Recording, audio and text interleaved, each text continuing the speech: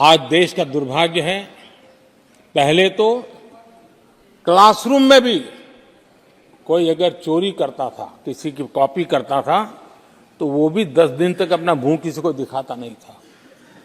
आज जो भ्रष्टाचार के आरोप जिन पे सिद्ध हो चुके हैं, जो जेलों में समय निकाल करके पैरोल पर आए, आज वॉशिंग मशीन से भी बड़ा कंधे पे लेकर के महिमा मंडन कर रहे हैं ऐसे चोरों का सार्वजनिक जीवन में।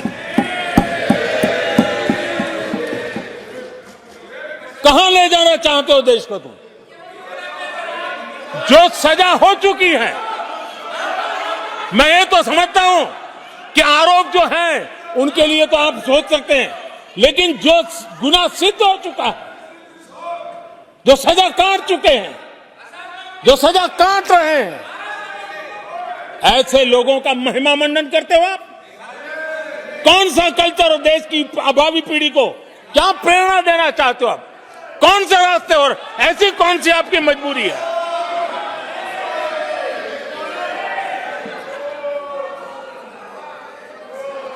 और ऐसे लोगों का महिमा मंडन किया जा रहा है, उनको महान बताया जा रहा है। जहां संविधान का राज है, जहां लोकतंत्र है, माननीय अध्यक्ष जी, ऐसी बातें लंबी नहीं चल सकती हैं। ये लोग लिख करके रखे हैं कि ये जो महिमा मंडन का काम चल रहा है उनका, वो अपने ही खात्मे की चिट्ठी पे सिग्नेचर कर रहे हैं लोग।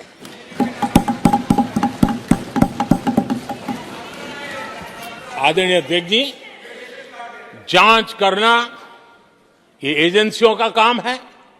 एजेंसियां स्वतंत्र होती हैं और संविधान ने उनको स्वतंत्र रखा हुआ है, और जज करने का काम न्यायाधीश का है। जज करने का काम न्यायाधीश का है और वो अपना काम कर रहे हैं। और अध्यक्ष जी, मैं इस पवित्र सदन में फिर से दोहराना चाहूंगा, जिसको जितना जुल्म मुझ पर करना है कर ले, मेरी भ्रष्टाचार के खिलाफ लड़ाई चलती रहेगी।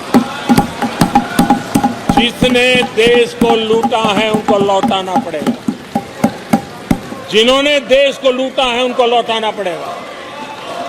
ये मैं देश को इस सदन की पवित्र जगह से वादा करता हूं। जिसको जो आरोप लगाना है लगा लें, लेकिन देश को लूटने नहीं दिया जाएगा, और जो लूटा है वो लौटाना पड़ेगा। आदरणीय अध्यक्ष जी, देश सुरक्षा और शांति का एहसास कर रहा है। पिछले 10 वर्ष की तुलना में सुरक्षा के क्षेत्र में देश आज वाकई सशक्त हुआ है। आतंकवाद, नक्सलवाद एक छोटे दायरे में अब सिमटा हुआ है।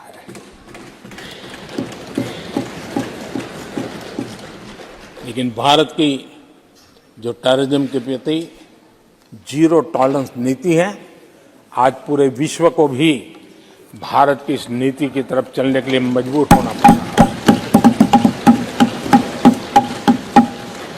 भारत की सेनाएं सीमाओं से लेकर के समंदर तक अपने सामर्थ्य को लेकर के आज भी उसकी थाक है।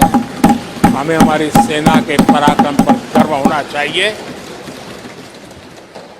हम कितना ही उनके मोरल तोड़ने की कोशिश करें, मुझे मेरी सेना पर भरोसा है। मैंने उनके सामर्थ्य को देखा है। कुछ राजनेता सेना के लिए हल्के फुल्के शब्द बोल दें, इससे मेरे देश की सेना डिमोरलाइज होगी। ये सपनों में कोई रहते तो निकल जाए। देश के मूड को वो खत्म नहीं कर सकते, और किसी के एजेंट बन करके इस प्रकार की भाषा अगर कहीं से भी उठती है, देश कभी स्वीकार नहीं कर सकता है। और जो खुलेआम देश में अलग देश बनाने की वकालत करते हैं,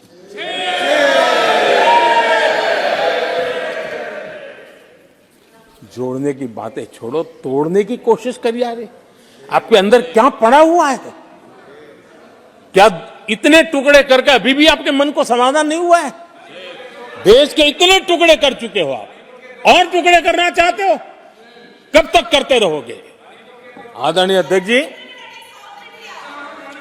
इसी सदन में अगर कश्मीर की बात होती थी तो हमेशा चिंता का स्वर निकलता था, छिटाकशी होती थी, आरोप प्रत्यारोप होते थे। आज जम्मू कश्मीर में अभूतपूर्व विकास की चर्चा हो रही है और गर्व के साथ हो रही है।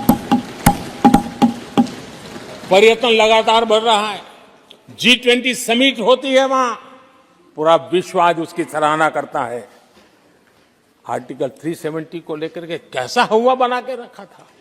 कश्मीर के लोगों ने जिस प्रकार से उसको गले लगाया है, कश्मीरी जनता ने जिस प्रकार से गले लगाया है, और आखिर के ये समस्या किसकी देन थी? किसने देश के माथे पर मारा था? किसने भारत के संविधान के अंदर इस प्रकार की दरार करके रखी हुई थी? आदरणीय अध्यक्ष जी, अगर नेहरू जी का नाम लेते हैं तो उनको बुरा लगता है, लेकिन कश्मीर को जो समस्याएं झेलनी पड़ी उसके मूल में उनकी ये सोच थी और उसी का परिणाम है देश को भुगतना पड़ा। जम्मू कश्मीर के लोगों को, देश के लोगों को नेहरू जी की गलतियों का बहुत बड़ी कीमत चुकानी पड़ी है। आदरणीय अध्यक्ष जी, वो भले गलतियां करके गए, लेकिन हम मुसीबतें झेल करके भी गलतियों सुधारने के लिए हमारी कोशिश जारी रखेंगे। हम रुकने वाले नहीं हैं। हम देश के लिए काम करने के लिए निकले हुए लोग हैं। हमारे लिए नेशन फर्स्ट है। आदरणीय अध्यक्ष जी, मैं सभी राजनीतिक दलों के नेताओं से आग्रह करूंगा, सभी माननीय सदस्यों से आग्रह करूंगा, भारत के जीवन में एक बहुत बड़ा अवसर आया है। वैश्विक परिवेश में भारत के लिए बड़ा अवसर आया है। एक नए आत्मविश्वास के साथ आगे बढ़ने का अवसर आया है। राजनीति अपनी जगह पे होती है, आरोप प्रत्यारोप अपनी जगह पर होता है, लेकिन देश से बढ़कर कुछ नहीं होता है। और इसलिए आइए मैं निमंत्रण देता हूं आपको, कंधे से कंधा मिलाकर के हम देश के निर्माण के लिए आगे बढ़े। राजनीति में किसी भी जगह पर रहते हुए भी राष्ट्र निर्माण में आगे बढ़ने में कोई रुकावट नहीं आती। अब इस राह को मत छोड़िए। मैं आपका साथ मांग रहा हूं, मां भारती के कल्याण के लिए साथ मांग रहा हूं। मैं विश्व के अंदर जो अवसर आया है उस अवसर को बुलाने के लिए आपका साथ मांगता हूं। मैं आपका सहयोग चाहता हूं 140 करोड़ देशवासियों की जिंदगी को और समृद्ध बनाने के लिए और सुखी बनाने के लिए।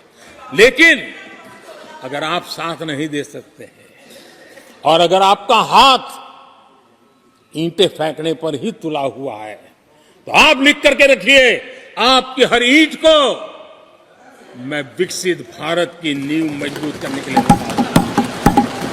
आपके हर पत्थर को मैं विकसित भारत के जो सपनों को लेकर के हम चले उसकी नींव मजबूत करने के लिए मैं लगाऊंगा और देश को हम उस समृद्धि की ओर लेके जाएंगे। जितने पत्थर उछाल लीजिए, आपका हर पत्थर भारत के समृद्ध, भारत के विकसित भारत के सपने को समृद्ध बनाने के लिए हर पत्थर को मैं काम में ले लूंगा। ये भी मैं आपको विश्वास दिलाता हूं। आदरणीय अध्यक्ष जी, मैं जानता हूं साथियों की तकलीफें मैं जानता हूं, लेकिन वो जो कुछ भी बोलते हैं मैं दुखी नहीं होता और दुखी होना भी नहीं चाहिए, क्योंकि मैं जानता हूं ये नामदार है, हम कामदार हैं और हम कामदारों को तो नामदारों से सुनना ही पड़ता है। जी तो नामदार कुछ भी कहते रहें, कुछ भी कहने का उनको तो जन्मजात अधिकार मिले हुए हैं और हम कामदारों को सुनना होता है। हम सुनते भी रहेंगे और देश को सहजते भी रहेंगे, देश को आगे बढ़ाते रहेंगे। आदरणीय अध्यक्ष जी, आपने मुझे इस पवित्र सदन में आदरणीय राष्ट्रपति जी के उद्बोधन को समर्थन करने के लिए बोलने का अवसर दिया। मैं आदरणीय राष्ट्रपति जी के इस उद्बोधन को समर्थन देते हुए धन्यवाद प्रस्ताव पर आभार व्यक्त करते हुए मेरी वाणी को विराम देता हूं।